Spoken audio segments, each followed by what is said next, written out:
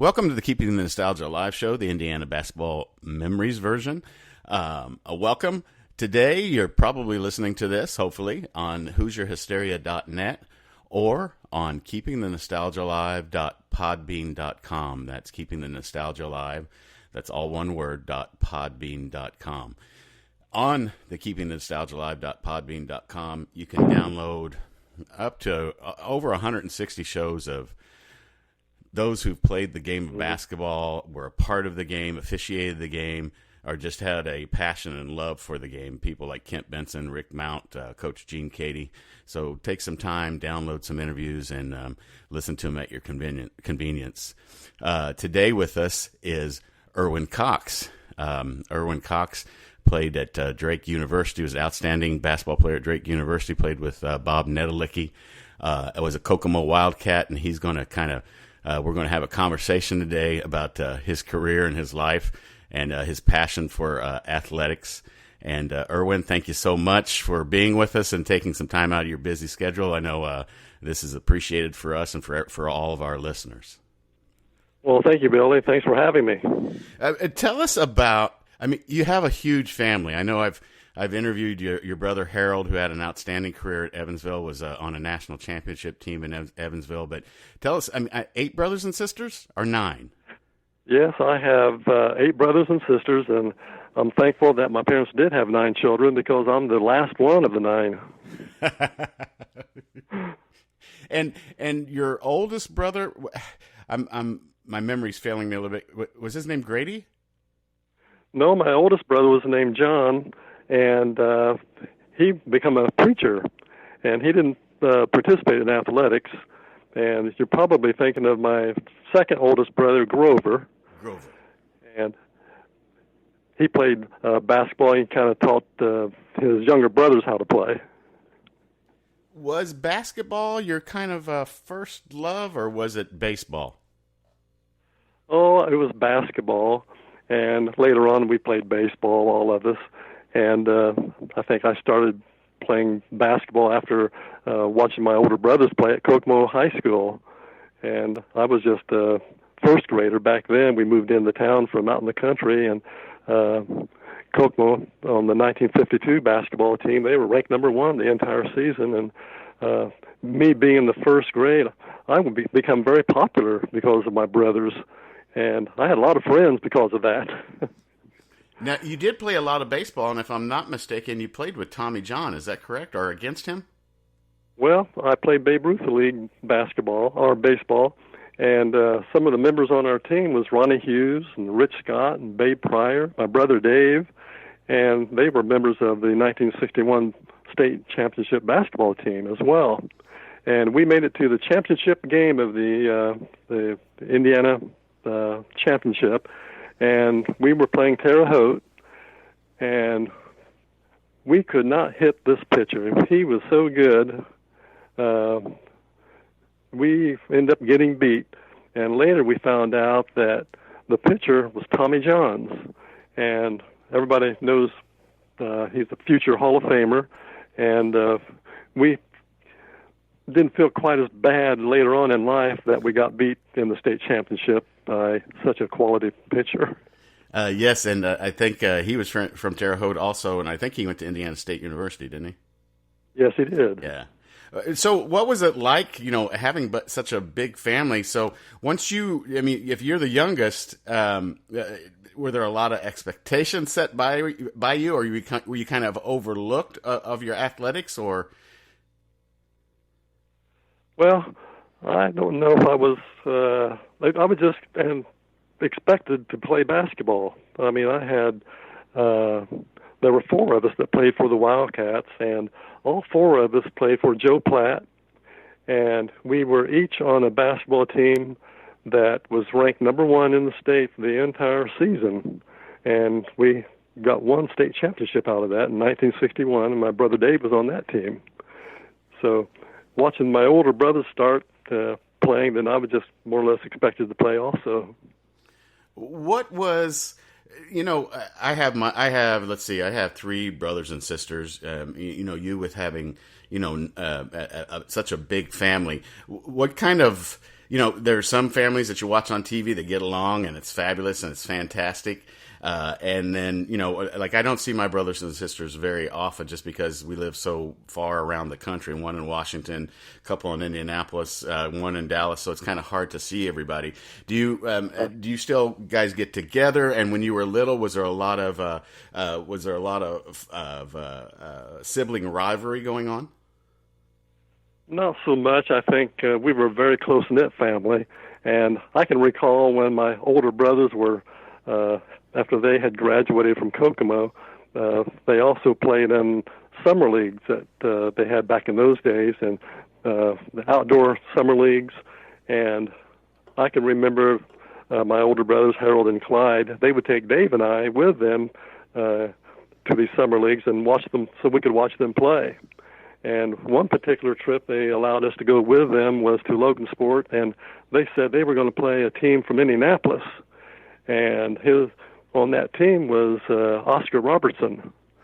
And I can remember seeing him on television many times, and I thought, man, this is going to be a chance of a lifetime to see Oscar Robertson play in person. And we got to Logansport in the parking lot, and lo and behold, a big, brand new Cadillac parked right beside us, and out steps Oscar Robertson. And my brother Harold, he introduced me to Oscar because he'd have met him before. And Oscar, I will never forget me looking up at Oscar and saying, Oscar, you left your lights on in your car. And he looked down at me and said, son, I'm getting a new one next week anyway. Yeah. I was concerned because I thought his battery might run down, but I didn't realize those lights turn off automatically eventually. That was my first taste of a big star after being such a little guy back then. What was it like as a youngster before you get to Kokomo? What was the atmosphere like, and how much fun, or what was it like going to a game at Kokomo, a basketball game? Oh, that was the most exciting period probably in the history of basketball in Howard County anyway, probably the entire state of Indiana. It was so exciting. That's what people did. They went to the ball games on Friday and sometimes on Saturdays. But a lot of the people couldn't get tickets. And I can remember our family only got a few tickets, even though we had a couple of brothers playing on the teams most of the time. But we could get to go to maybe half of the games, and we were treated just like the rest of the fans, and they were great fans. They all wanted to go to every game, but the gym house wasn't big enough. It only held 7,000 something. So it was a very exciting time back in those days. To give everybody a little bit of perspective, and it's funny that you said it only held around 7,000 people. I mean, that is just a huge amount of people to watch a basketball game. That's a huge amount. And I think back when Memorial Gymnasium was built, it was the largest high school gymnasium in the country. And it was such an exciting time. It really was. When going back to Indianapolis, I'll occasionally pop into Hinkle Fieldhouse, and I've told my wife that, I went to Broad Ripple High School, and we played all of our sectional, regional, semi-state games there. And I told my wife that you could have had me blindfolded and pulled me into Hinkle Fieldhouse, and I could have told you where I was at because of the smell. And is that the same way with the Kokomo gym? Is it just do you take a deep breath when you go in and you'd be like, the memories just flood back? Sure, that's exactly the way it is. And every chance I get to go watch the Cats play, it brings back all those fond memories back in the 60s. It sure it is. What did your dad do? My father was a minister. He never really had his own church, but he ended up working at a foundry a lot of years, and he worked for the city. He did multiple jobs, and then my mother worked at Delco Radio for General Motors, and most of our brothers and sisters had part-time jobs to kind of help out the family. So when you were just getting ready to go to high school at Kokomo, you kind of had an idea of what you were in for, weren't you? Yes, I was, and I was pretty much expected to follow in my brother's footsteps. And I can recall back in the 7th and 8th grade, remember on the off season we had we got to play basketball at the YMCA, and we got a team together, and we ended up going to the state championship game, and we won the state as a 7th or 8th grader back then. And then about a week after that, the YMCA had a 3-on-3 basketball tournament, and my team made it to the very championship game. And then, lo and behold, the team that we had to play was a team led by Goose Ligon. And most people have heard of Goose Ligon. He's one of the icons in Kokomo and had a great career at Kokomo, and we can talk about that later, and then play for the Kentucky Colonels later. And needless to say, my team didn't get very many layups against his team. We had to shoot from way out, and they ended up beating us. Goose was about what, 6'7", 6'6", 6'7"? He was almost 6'9". Okay. So that was my first time I met Goose Ligon. Did the Cox family have a basketball hoop at the house? Did we ever? Well, we used to live out in the country, and we had a barn. We only rented the place out in the country, but they had a big barn, and we had a full court in the hayloft area, and that's where we learned how to play basketball back in those days. Then when we moved in town, of course, we had our basketball goal up like everybody else did in town. What were the expectations like when you did get to Kokomo? Did you have to play freshman ball? Did you go immediately to JV? Did you immediately go to varsity in basketball? When I was a sophomore in high school, that was the 1961 team that won the state championship. I was on the B team, and I played 3 quarters on the B team, and then I got to dress for the varsity. So I got to dress all the varsity games, and I got to travel with the team during the tournament, and got to go to Hinkle Field House and along with the rest of the team. Unfortunately, they only allowed 12 members to dress on each team, and I guess I was considered the 13th man. We know one of the top tier Indiana high school basketball players played at Kokomo, and that's Jimmy Rail. Do you have any stories of Jimmy? I could come up with some pretty good stories of Jimmy Rail. I can. Later on in life, Jimmy and I would run across one another at maybe a restaurant or a coffee shop, and we'd sit and chat for an hour or two. And yeah, we had a lot of good stories. I can recall one story later on in his life, just a couple of years before he passed away, and he had some health issues, and he went to the local park, and did a lot of walking to try to get back in good shape. And one particular time he was walking around the park, and he saw a player shooting some baskets. And so he went over and started talking to him and asked him if he was going to play for a high school team. And he said, yeah, I'm going to try to make the Western basketball team. And Jimmy said, do you mind if I shoot some free throws with you? He said, no, not at all. So Jimmy missed the first couple, and then he hit maybe 15 in a row. And the little guy, he goes up to the fella and says, would you believe that I used to play for the Kokomo Wildkats? And the fella said, no, not really. And he said, would you believe that I held the scoring record at Kokomo? I made more points than any other player ever. He said, no, I probably wouldn't believe that either. He said, well, would you believe that I then went to Indiana University and I got 56 points against a Big Ten team and did it twice? The fellow says, no. He said, well, would you believe I was an All-American at Indiana University? No. And would you believe I played for the Indiana Pacers? No, I wouldn't believe that either. He said, I'll tell you what, when we leave here, when you go back home, ask your dad if he has ever heard of Jimmy Rail. And it was about 2 days later, he was walking the same park, and he saw that fellow out there shooting, and he goes over to him and talks to him. He said, "Well, did you ask your dad if he ever heard of Jimmy Rail?" I said, "Yeah, I'll ask my dad, but he'd never heard of Jimmy Rail." He said, "But my grandpa has." And Jimmy was never one to brag on himself, and that was such a great story. He said he never shares that with very many people because they think he's bragging, but we knew each other well enough that he could do that. And Jimmy would probably still hold some of those records if Branch wouldn't have sat him some of the game in some of those games, you know? He told me another story about when he did get 63, I think it was against Michigan State, and the coach took him out with 3 minutes to go.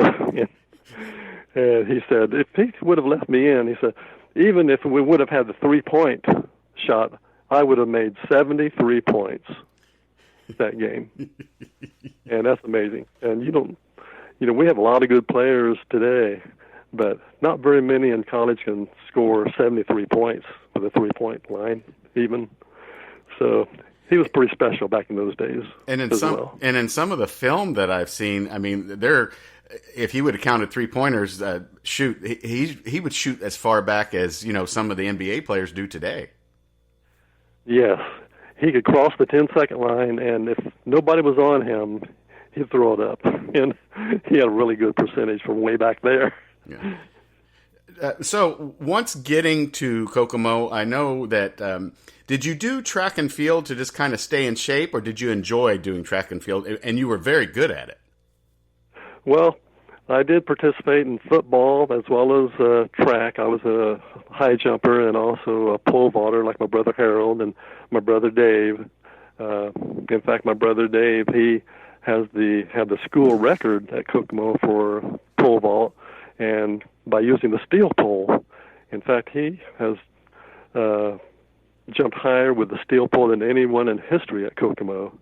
And my senior year, my goal was to beat his record, and I also wanted to win the state. And I had already been to the state my junior year, and I wanted to go back my senior year, and I wanted to win the state, and I wanted to get the school record. And I couldn't do it with the steel pole. And 1 week before the state meet, I borrowed a fiberglass pole from a fellow from Swayze, Indiana. And I broke into our track field on a Sunday with a buddy to catch my pole, and I practiced with that fiberglass pole. And, man, it was a little bit scary and different. And I only had 6 days before the state championship meet, but I was going to use that fiberglass pole. And I improved 16 inches in those 6 days, and I was able to participate in the state championship meet, and I beat the defending state champion. And unfortunately, I got beat by a fellow from Pendleton. He won the state championship. And 1 week after that, I participated in my final track meet for Kokomo, and it was at Purdue. And all of the state qualifiers were at that meet, including the state champion in pole vault. And in order to get the school record, I had to win the event. And I ended up beating the state champion and set the school record, beating my brother's record. And how do you get into that? I mean, evidently your brother had done it also, but how? I mean, that's scary to me even thinking about it, doing the pole vault. I mean, did you want to do it? How much practice did you have to do to become really good at it, like you became? Oh, I really wanted to do it after watching my brothers do it, but we all got our start from our sister. Way back when we were little kids, we got a cane pole, and someone bought some carpet, and they had it rolled up on a cane pole, and they gave it to us, and my sister was out practicing pole vaulting, and she taught us how to pole vault with a cane pole. And so it just kind of stuck with us. And later on, after when we went to school, it was just a part of our athleticism to pole vault. Nobody else really taught us how to do it. You know, when I was in high school, I didn't play football. I was the manager of the football team, but it was a cluster system back then, a cluster playoff system, and now it's everybody gets to play in a sectional. But you kind of really quickly went over your quarterback. I think you were quarterback, and you guys were undefeated, right? Yes, I was a quarterback my senior year and junior year. My junior year, we had an undefeated team, and one of my favorite fellows to pass to was Goose Ligon. Being 6'8" or 6'9", it was really easy target to hit, and so we did go undefeated that year. And then my senior year, I was the captain of the football team as well. And we all know what Indiana high school basketball is all about, and the mystique about it, and the greatness about it, and Hoosiers and all that. But what was football like in the state of Indiana while you were playing? Football in the North Central Conference was really tough. It was as popular as basketball. And, teams like Richmond and Marion and Muncie and Lafayette and Kokomo Cats and Logansport, very competitive. And it was really a thrill just to be able to play, and had lots of fan support. We had the greatest fan support in the area, probably in the state. So it was a real thrill. I've lived down here in Houston for the past 20 or 21 years, and there's all the high school football teams here. They don't have their own high school football field. They'll end up going to 7 or 8 big stadiums to play their games during the high school week. I mean, what kind of attendance would you guys have at a football game? Oh, I think our stadium held maybe 3,000 or 4,000 people, and we played on Friday nights, and it was filled every single time. And we were always in one or number 2, and in the conference. And a couple of times we were ranked in the state. And so it was real popular and really good fan support. While growing up, I know you told us a little story there about the Big O, Oscar Robertson, and getting to interact with him. But growing up, did you have did you have a favorite baseball team? Did you have a favorite football team that you would follow?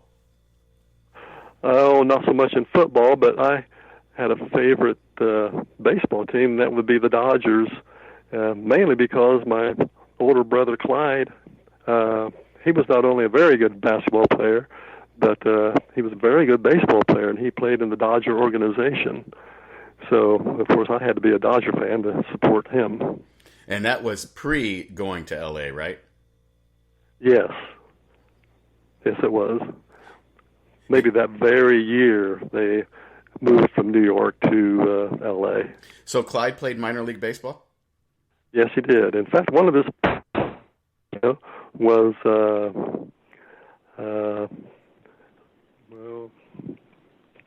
his name will come to me if we keep talking. I'll interrupt you. I'm up with it. So did he make it up to AAA, or was it injuries that kept him from making the Dodgers roster? I think he was like a AA. We have a team here, a place here in Kokomo that he played for. Tommy Davis, that's one of his teammates. You've probably heard of that name. Yes.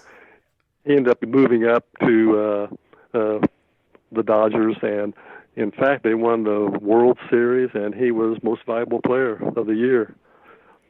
And Kokomo, on the farm team is what we called it, they were just really loaded with talent, and Clyde was probably could have moved up if it had not been for Tommy Davis, Orlando Cepeda. You've heard of that name, probably. And so he ended up not making it on up to the big leagues, and he ended up being a school teacher. Like there's 5 of us brothers that ended up teaching and coaching, and 3 of us were head basketball coaches on the high school level as well. Now, when I'm going to go back a little bit more and give you time here to think a little bit, but you're playing basketball at your house, or you're getting ready to go to a football game, and you're the quarterback. Was there anybody that you really, really followed, like a basketball superstar or a football player, and you kind of emulated or kind of fantasized about pulling up, taking the shot, or you're getting ready to go deep on a pass to your wide receiver? I mean, was there anybody that you would think about, or any of those that you kind of emulated or kind of fantasized about being like, or taking that last shot of the game, or throwing that game-winning touchdown pass? Well, sure, every kid does that, and I think the quarterback that I emulated, I want to be just like, was Ronnie Hughes. He was on the state championship basketball team, and he was really an excellent quarterback. And I wanted to be just like him. And so 2 years later, I was trying to emulate him as captain of the football team. And as far as basketball, everybody wants to take that last shot of the ball game to win the state championship, or hit 2 free throws to win the championship. And everybody remembers the Milan story. And I got a funny story about that, if you want me to tell that one. Please. Later on in life, after maybe 5 or 6 years ago, my wife and I bought a new washer and dryer from Sears, and it was delivered by a couple of fellows. They brought it from Indianapolis, and they were nice fellows. And we got to talking basketball for some reason, and I don't know how that all got started, but this one fellow, he was real outgoing, and he said, I got trivia questions for you, and I want to see if you can answer 3 questions. And if you do, then we're going to install all of this for free, and I'll even pay for your washer and dryer. I said, okay, that's a deal. He says, okay, my first question is, who won the 1954 state basketball championship? I said, well, that's easy. That was Milan. He said, that's right.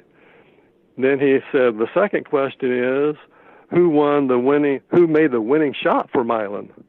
I said, well, that's Bobby Plump. That's right. Okay, now the third question, now if you get this one, I'm paying for your washer and dryer. Who was guarding Bobby Plump? And I thought, well, I can remember as Muncie Central, but I have no idea who was guarding Bobby Plump. I said, who was it? And the fellow said, it was my brother. And my brother's never lived it down. So we had a good laugh over that. I don't know. Did he know your family's lineage? Your history of your family before he started asking those questions? I can't remember that. We just got talking basketball, and I might have mentioned later on that my brother Harold graduated in 1954, so that's why I have such a good memory of that Milan story.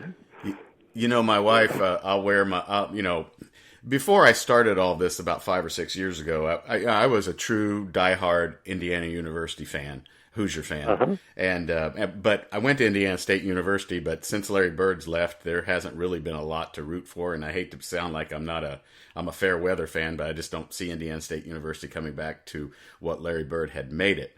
And so I would always wear Indiana University stuff. But since I've been doing this, I've become friends with Coach Dave Shellhouse, who played at Purdue. And you come to appreciate the game of basketball from the state of Indiana, no matter where you went to school. And I'll wear something that says Purdue, or I'll wear something that says Butler or Evansville or Indiana State or IU. And my wife she's just amazed that down here in Houston, Texas, someone will come up and go, oh yeah, I graduated from Portage High School. Oh yeah, I graduated from Evansville Memorial. Or, oh, hey, I went there. And, it's a conversation that, as a Hoosier to a fellow Hoosier, sometimes you've got to say, well, I got to stop talking because my wife needs to finish her grocery shopping. Yeah, we have that same problem, and my brother Harold especially, he'll talk your leg off, as you know. I think your brother and one other interviewer, a person that I interviewed, were the only 2 people that I had said, look, we're going to have to do a second show because, and what's really funny too in doing these is that someone will say, 45 minutes, an hour. What? I can't talk that long. And normally I'm an hour and a half in or hour 15 minutes in, and I can't get the people to shut up. So yeah, I guess that's our passion for the game and being from where we're from, isn't it? Sure it is. Luckily, I'm bashful, so it won't take us that long. Now, see, you're overlooking yourself with your track and field stuff and your football stuff. I want to get into what was Coach Platt like? Because I know a lot of people who played for Coach Platt, and I can never get. I mean, tell us about what he was like to you and playing basketball for. I think Joe Platt was a tremendous fellow. He was such a likable guy, and he just really loved being a coach. And he coached Ted Williams once upon a time when he was up at the Air Force Base. And playing for Joe Platt, I think Joe Platt's one that nicknamed us Coxes as Cox's Army, because we had 4 of us that played for Joe. And each one of us were on a more of a championship team, ranked number 1. And I think 7 out of the 13 years that Coach Joe Platt coached, there was a Cox on the team, and he was so outstanding, and it's such a good guy. He had an answer for every team that came in. They were well scouted, and he had a plan, and we stuck to his plan, and we usually ended up winning as a result of his good coaching ability. What was, as a basketball player, what was the atmosphere like at the game? Did you pay much attention to the crowd? What was it like to play in your home gym as a Wildcat? It was pretty tremendous. We had such a good following, and you've heard all the stories about being able to go to all of the games because they didn't have enough season tickets for everybody, so they had to go to every other game. And it was just the most exciting thing to do on a Friday night. Everybody went. And sometimes we'd play on a Saturday night, so everybody was able to go to those games. So it was just very exciting. But what was it like for you? What was the difference between watching them play and you being a part of it? Was it a different concentration or focus?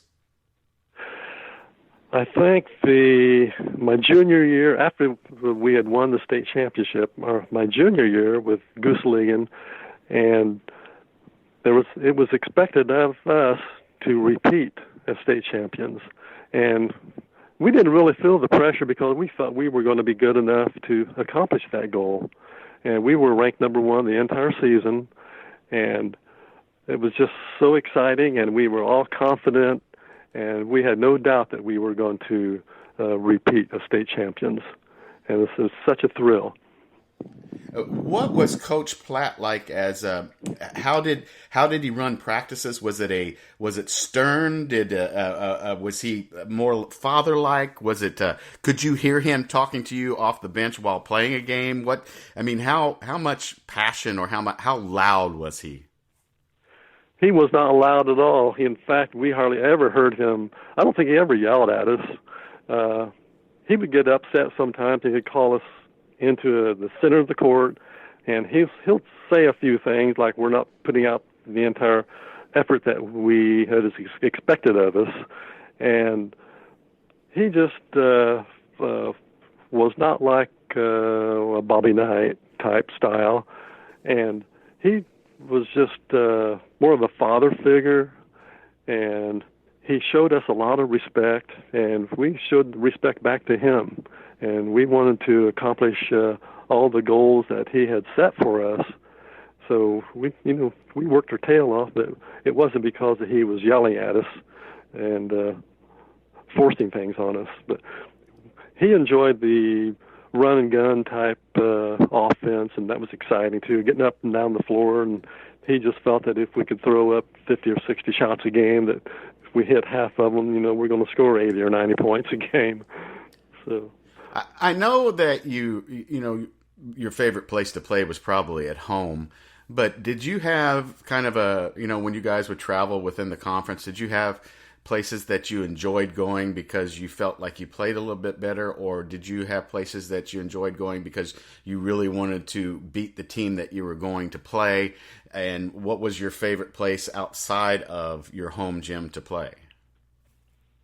I think the North Central Conference, we always look forward to going to their place because we knew we were going to beat them and we were going to silence the crowd. And I can remember back on the 61 team and the team I got to travel with and dress for at least one quarter anyway.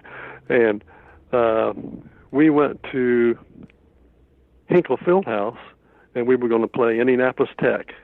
And the game was rescheduled to Hinkle Fieldhouse because the Indianapolis Tech's gym wasn't going to be big enough, hold enough for the crowd expected. And that ended up being the most watched regular season high school basketball game in the history of Indiana. And we did end up winning that game as well. So we didn't really care where we had to play because we were confident enough to, we wanted to go in and just win and silence their home crowd. There's a lot of passion for the high school game, and especially before consolidation and stuff like that. But did you find that all the fans were about the same, or were there some places where you're like, the fans of such and such team are a little ornery? The North Central Conference fans, we always anticipated some roughhousing going on either before the game or especially after the game. If we would go to their place and if we would win, there was usually a ruckus on the outside, and sometimes the bus got surrounded before we ended up coming back to Kokomo. But, the fans took basketball very seriously back in those days, and they were very upset if their team got beat. And I think it's like that over the entire state, not just the North Central Conference. So, it's not like it is today with, cable TV and all the hype about kids signing with certain schools and stuff like that. When did you first get on the radar and being recruited? And do you remember your first letter or that you received from a school wanting you to come with your basketball and track and field talents? I think that my junior year, when we were ranked number 1, that's when we had Goose Ligon, and we went to the semi-state up in Fort Wayne, and we played a team that double-teamed and triple-teamed the Goose. And fortunately, I had one of my best scoring games of the season, and we were able to pull off that victory. And I can remember thinking, I said, here we are at the semi-state. We just have to win the morning game and then the afternoon game and make it to the Final Four. So that was our goal, to get out of Fort Wayne and get to Indianapolis. So I think that motivated the rest of our teammates, even though they were clustering against the Goose, that we could still pull off a victory. And it just so happened that the coach from Drake University was at that semi-state. His name was Morris John, and he was quite a coach. And he has written books about defense, especially. That was his forte. And so we won the morning game, and then the evening game, we played a team that had the third leading scorer in the state, and I was assigned to guard him. And fortunately, I was able to hold him to 6 points, and the Goose had his career game of 44 points. So we were able to pull off that victory, and I think the Drake coach was impressed with the fact that I knew how to play defense, and I could do some scoring if I needed to. Didn't need to very often. I just needed to throw the ball to the Goose. So we made it to the Final Four, and then I received a letter after my senior year from Drake University, and the coach offered me a full scholarship to play basketball out there. And it's amazing because the track coach also contacted me, offered me a full scholarship to pole vault at Drake. So, and was there the possibility of another jersey that you would have had on to play athletics in college, and what team would that have been, and what kind of sibling advice, or how hard was it to make your choice to go to Drake? I had 4 brothers that had attended Evansville University, Evansville College back then. And everyone kind of expected me to go to Evansville. In fact, my senior year, just after I graduated, the Evansville paper even had a real nice article about I was going to be the 4th brother to play for Evansville basketball team. I had another brother who went to Evansville but did not play basketball. And it was just kind of taken for granted that that's where I was going to go. And I can recall it was a very difficult decision. Evansville at that time had Jerry Sloan, Larry Humes, Mr. Basketball, and they had such a great team. And I knew that if I went to Evansville, I would be competing for a guard spot against my brother Dave. And my brother Dave and I are only 14 months apart. And we've been so close all of our life, and I did not want to put him in that position or myself in that position. And I think that was really the deciding factor of deciding to go to Drake. I was offered a pole vaulting scholarship at Purdue.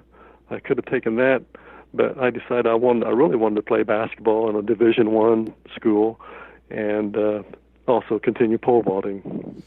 You know, speaking of your brother Dave, how is he doing, by the way?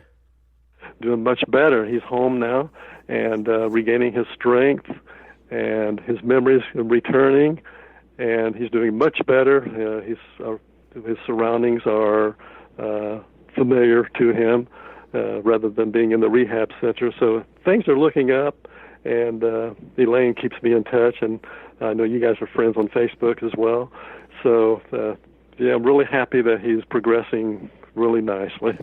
Man, his daughter Elaine, we're just on social media, and her personality and energy almost makes me tired off of social media. What you mean, exactly. Yeah. So, a question just popped in my mind, or a thought just popped in my mind. You used, both you and your brother Harold used the term Cox's Army.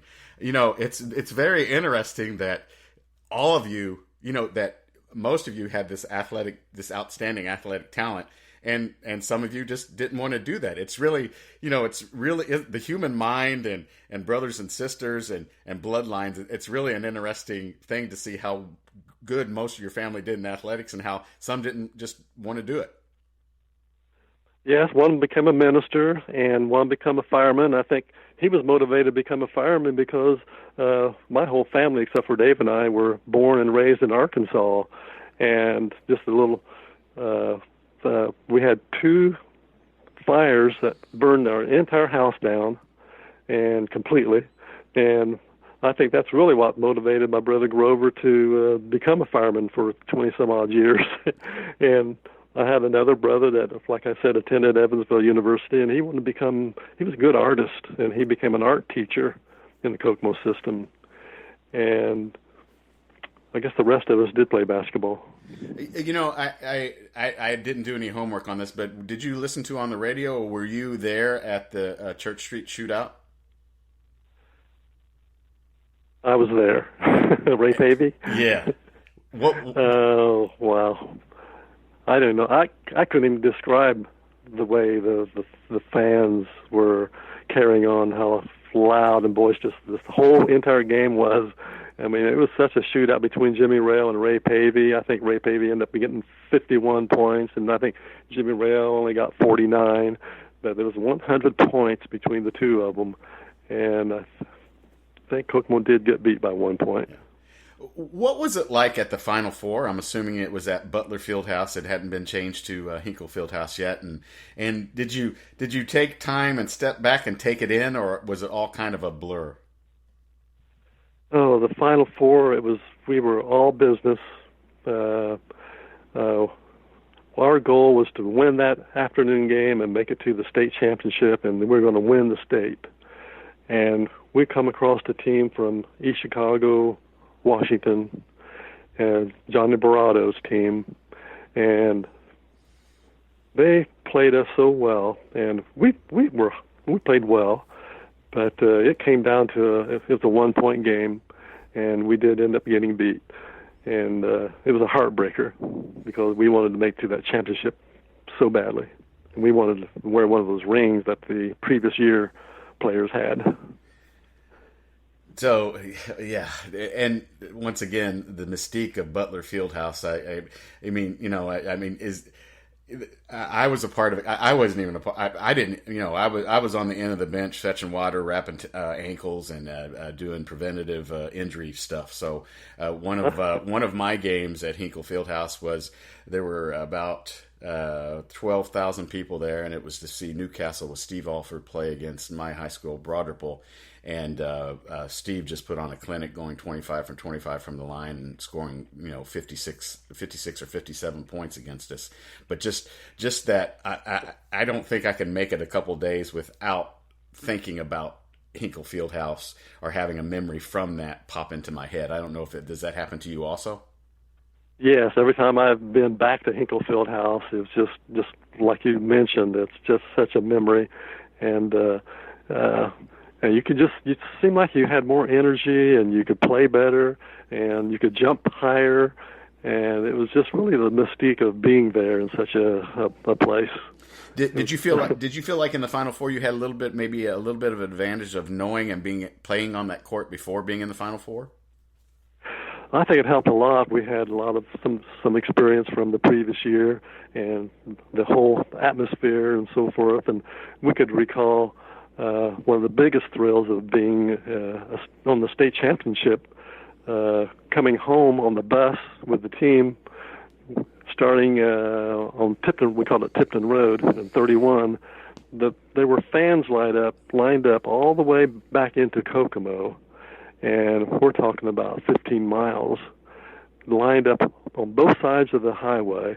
And when we got to the gymnasium later that evening, the entire gym was filled, and they put on a program for us celebrating our championship, and it was just so exciting that, you know, we wanted to do that ourselves the following year.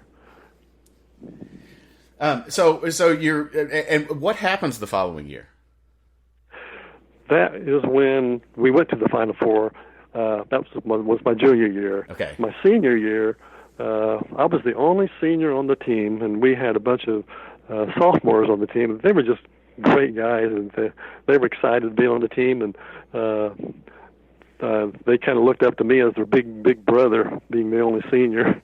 But it was a rebuilding year for our team, and we did win the sectional, and we got to the championship game in the regional, and Noblesville came in, and it just so happens they had a Cox on their team as well. His name was Gary Cox, and he was very outstanding. He was got a full scholarship at Butler University, and they ended up beating us by 1 point, and they went on to the semi-state. You know, Gary passed away, I guess, about a year ago now.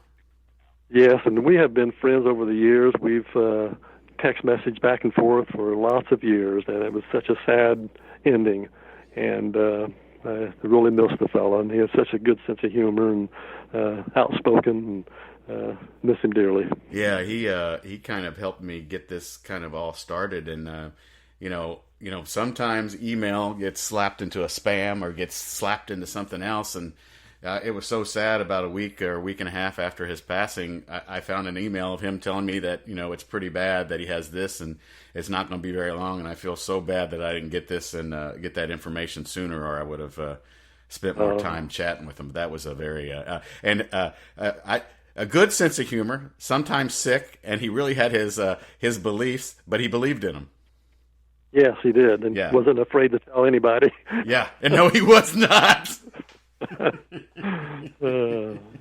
So you've graduated from Kokomo. Are you a little nervous about heading out to Drake? And I did no research on this, so my apology. And was it the Drake Ducks or was it the Mallards? No, it was the Bulldogs. Bulldogs. Okay. Did they change that later on? No, it's still the Drake Bulldogs. Okay. Where did I get Mallards from? I have no clue. Okay. A Drake is a mallard. A duck. Is a duck. Drake okay. is a duck, and it's a mallard duck. Okay. That's not what Drake stands for. No, it's not really a duck. So heading out there, were you nervous? Did you feel like you made the right decision? And I'm assuming when you got out there, you played freshman ball because you weren't ready until your sophomore year in college, right? That's correct. I was a little nervous going out there. It's 500 miles away. I'm just a little kid from a little small town of Kokomo, and here I am going to 500 miles away. And I did play freshman basketball, and I had a good freshman year. I was the leading scorer on our team, and I think my high game was 39 points, but I made the average close to 20 points a game. But our varsity team, they tied for the conference, and back then they only took 16 teams to the NCAA, and they had a playoff game with Wichita State, and they had an All-American on their team, and we had McCoy McLemore on our team. He was an All-American as well, and played his NBA career at Chicago with Jerry Sloan, in fact. And so our team got to go to the NIT, and so then my sophomore year, I started the next 3 years, and my job mainly was to get the ball to Bob Netolicky. And I was also the fellow that's supposed to play defense and set up the offenses. And Bob Netolicky and I were co-captains our senior years together. So I was more of a role player rather than having to rely on scoring. I was just wanting to get the ball to Nato because he could do miracles with it. Now, I have a question, and Bob's going to probably listen to this. Bob's a good guy. We've had him on the program. But you got to be honest about this. What were your first thoughts when you met Neto? My first thought, he's a very unusual fellow. I have to be careful what I say. But anyway, he was very unusual. And I could tell you a lot of unusual stories that nobody else would ever do but Bob. But I'm not going to start with that. I can remember back to the basketball when we were sophomores. I can remember Bob and I were starters, and one particular game, the coach benched him. He didn't start him, and I asked the coach. I said, "Why aren't you starting Bob?" He said, "He's too lazy." I said, "Coach, he's not lazy. He's just saving his moves. It just looks like he's lazy, but he's so smooth and slick that he conserves his energy and conserves all of his moves, but he really gets the job done." And I think he started every single game after that. I take the credit for all of it. when I did my research on Bob, he's come down to it, he was like the Joe Namath of basketball. Yeah, exactly. Yeah. I mean, I can tell you one story, maybe. I can remember every year we'd go to St. Louis and play, and we saw this arch being built, the big arch, and it was completed our senior year. And after the basketball season, I can recall Bob coming up to me, and he took some flying lessons. He belonged to a flying club, and he said, "Erwin, do you want to come with me and fly through the arch?" I said, "No, I don't think I want to do that." And I can remember the very next day when we got together, I asked him if he did what he said he was going to do. And he just looked at me and smiled. And to this day, I do not know for sure if he actually did. You'll probably see him long before I will. If you find out, would you mind letting me know? Yes, I will. I'm good. As soon as I get off this and get this interview together, I said, "Did you fly through the arch?" So Okay, let me know what his answer is. I will. So what were the differences like once you did get to Drake? What did you feel like your differences were between the high school game and the college game? And evidently you adapted pretty quickly. Oh, I think the big thing I noticed right away was the fact that people in Iowa, they had such a respect for players coming to Drake from Indiana. Drake had at least 4 players every year that were there from Indiana, and they really appreciated the fact that Indiana is basketball, and they were tickled to have someone come to Drake and enhance their program. So that was the big thing that I noticed that I really appreciated was the fans out there liking us Hoosiers. Did what was travel like in college basketball? Oh, we traveled first class commercially every game, except the ones like Iowa State or maybe Iowa. Took buses then, but we flew everywhere. We'd fly to Colorado, say on a Thursday, and then maybe we had a Saturday game at Michigan State.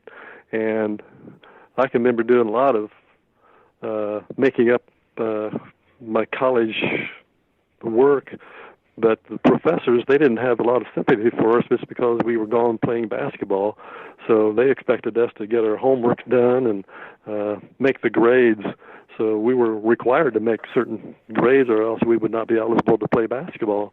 So that it was really exciting to fly to different places because I'd never flown commercially before. So it was quite an exciting time. And playing at Michigan State, flying out to Colorado, was there a time where, you weren't really feeding that ball to Netolicky? Do you remember some good offensive games that you had?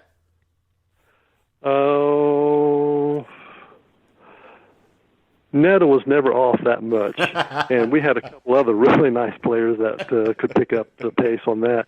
But I think I was more of a role player. I didn't have to average a lot of points scoring, but I could get to the ball to the players that could do the scoring. And we had, I can remember our senior year, we had a group of sophomores coming up, and 4 of them were from Indiana. And those fellows, one was the point guard with me. I was the point guard. He was the other guard, and his name was Willie McCarter from Gary Roosevelt. And that team ended up going to the Final Four their senior year, which is just a couple of years after Neto and I graduated. And they were in the Final Four with somebody you just mentioned, Rick Mount in Purdue, and UCLA with Lou Alcindor, and Dean Smith's North Carolina team. Wow. So Drake was in the Final Four, and the first game they played was against UCLA, and they ended up getting beat by 3 points. Wow. And Coach Wooden said after the game that they were the toughest defensive team he's ever played against. And that was what our coach was really noted for, was his defensive teams. And then back then we had a consolation game that they don't have anymore, but we played North Carolina in the consolation game, and we ended up beating them by 30 points. Wow. See, and this is why I do this, because I did not know that. That's awesome. Uh-huh. And then Rick Mount's team, Purdue, they ended up barely getting beat by UCLA and that dynasty. But it was really cool to see Drake up there, and most of the players were on our team as well for our senior year. It was nice to see them develop into such a outstanding career. One ended up being All-American, and another one also got drafted into the NBA. One was drafted first round by Los Angeles Lakers, and of course Neto was drafted, I think, second round by NBA, and ended up playing for the Pacers for about 9 years, I think. Mm-hmm. What did you ever, while you were at Drake, get back to play in Indiana as a college basketball player? Get back to playing. Yeah. Did you ever, while at Drake, did you play any college basketball games back in your home state? I don't think we ever did. I can remember Valparaiso coming to Drake Okay. in a game, and I think our team. I can remember our teammates taking it very lightly because Valparaiso was a Division II team, and I can remember pre-game that I mentioned to them that they need to remember where Valparaiso is located, and I reminded them that they're from Indiana. And I'm telling you, they knew how to shoot the ball, of course, and we had a very difficult time beating them. And the players were pretty amazed that that Indiana team was awfully good. I can remember Purdue coming to Drake and playing. They had a fellow that you also mentioned, Dave Shellhouse, two-time All-American at Purdue, and our coach had a special plan to guard him, and we held him to a season low, and we ended up beating Purdue. Wow. And that's pretty amazing because Purdue was awfully good several years in that era. I can remember going through Indianapolis, spending the night in Indianapolis, and having to play the next day at Louisville. And they had a fellow by the name of Wesley Unseld. Yeah. He was a two-time All-American as well and played a lot of professional ball. I think he played for the Chicago Bulls, maybe. I can't remember. Milwaukee, maybe. But anyway. But we never did play a basketball game in Indiana while I was at Drake. So you're getting close to the end of your senior year in college. What were you getting your degree in? Were you thinking about the future and what you wanted to do? Was it were you kind of antsy about it? Take us through that. I was getting my degree in history, just like you, and I was going to be a school teacher, just like my four other brothers. So I was just kind of, following in my brother's footsteps, and I wanted to coach basketball, and I got a teaching job at Western High School in Howard County, and 2 years later I was appointed the head basketball coach, and that was about the same year that my brother Harold was at Hayworth, and I can recall having to play him with all his talent at that time. They were just so good. They went to the semi-state, as you know, and I got kind of tired of getting beat so badly by my brother. So I decided to take my interest elsewhere. And I got into business and been in the home inspection business, and I have a construction company as well, and have done that most of the rest of my life. Did you ever, as you progressed in your career in business, did you ever look back and think I should have maybe kept it going a little bit, or were you happy that you got out of the stress and not that what you did wasn't stressful, but that you got into the career that you got into? I never regretted getting out of coaching. I think some coaches are maybe better coaches than they were ball players, and some ball players are better coaches than they were players. But I think I was probably a better ball player than I was a coach, and I think I was glad to get out of that profession and being self-employed for the rest of my life. Your brother Harold, and I don't know if this was the same with you. I'm assuming it probably runs in the family. Were you guys just always smooth and cool looking? Well, I don't know about my brothers, but I was very good looking and smooth.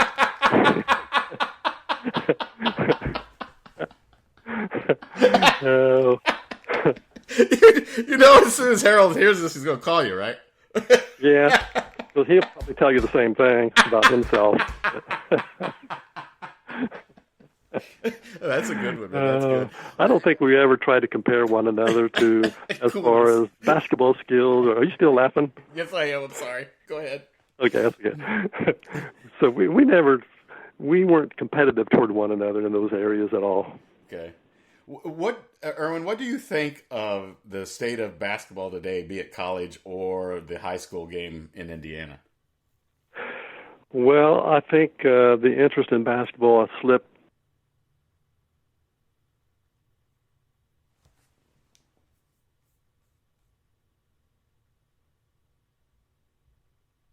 Let me tell you about a team at Northwestern High School, basketball team. It's a girls' basketball team.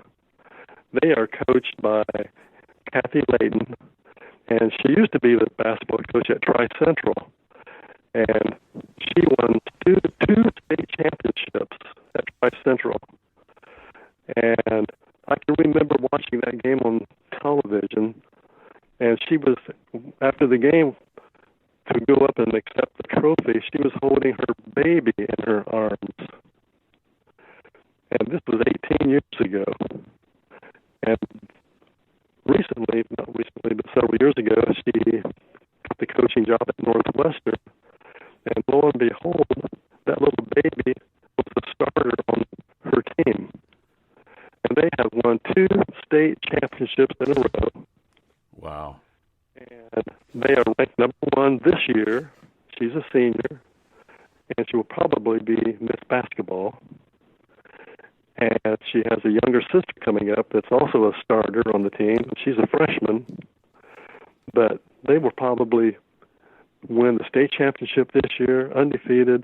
Last year, no Indiana team beat them. They did get beat by a large school in Louisville in a tournament.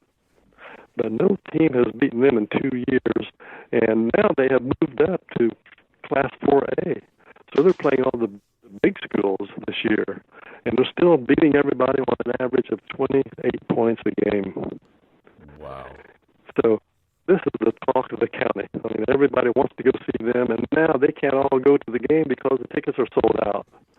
And it's just like back in the 60s, back in the good old days. And everybody's saying, wow, basketball is back. Even though it's a county school, we're all behind them.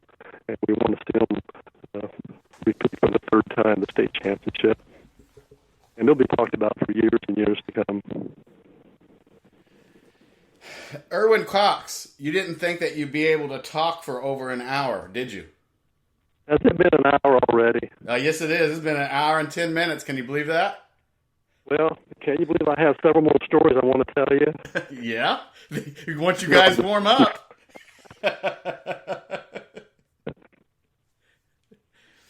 Well, I tell you what, I thank you so much for your time. Everyone's going to enjoy this, and I appreciate your time. Billy, I've really enjoyed the talk with you, and it really put me to ease when I realized you knew my brother Dave and his daughter, and you're just like one of the family. And it's been a real pleasure chatting with you.